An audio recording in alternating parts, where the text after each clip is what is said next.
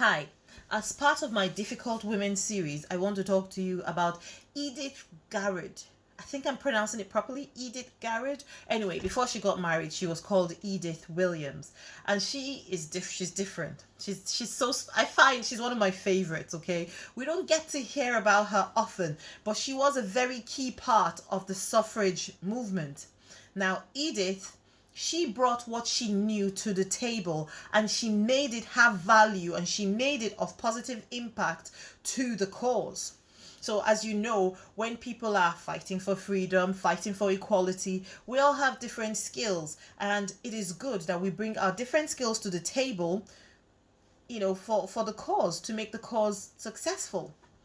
Edith was a martial arts instructor. She was studied in the martial art form of jiu-jitsu. I'll tell you why this lady is one of my favorites. But first of all, I want to just explain to you how this was useful to the movement at the time.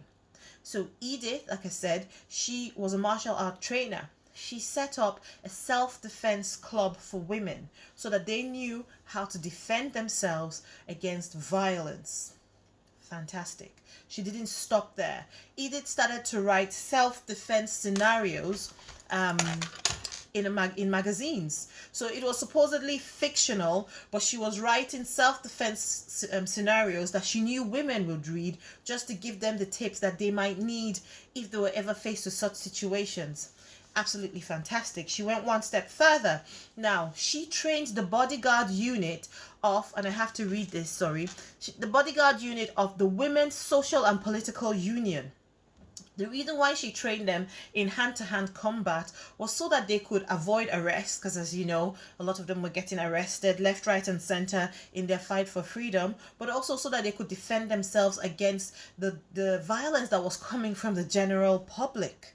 Isn't that fantastic? Now, the reason why Edith is one of my absolute favorite, and this probably excites me more than it should, one day, she was standing at the Houses of Parliament during a protest. And when I was reading this, I was just imagining it. So just see this in your mind's eye, okay? So there's a protest in front of the Houses of Parliament. Huge crowd. Edith is there, giving it all, fighting for justice, for equality. She's doing her bit. Then a policeman comes. Are you still imagining this? A policeman comes and he says to her, basically, she needs to move on. They're trying to disperse the crowd. Edith delicately drops her handkerchief on the floor. She did it accidentally on purpose, if you know what I mean. She drops her handkerchief on the floor. And as she's picking it up, she says, "Actually, sir, it is you who is obstructing." And she lifts and throws this policeman over her shoulder and she runs into the crowd. As you can imagine, he was left a bit stunned, trying to compose himself. He's just been flung over by a woman and she's run away.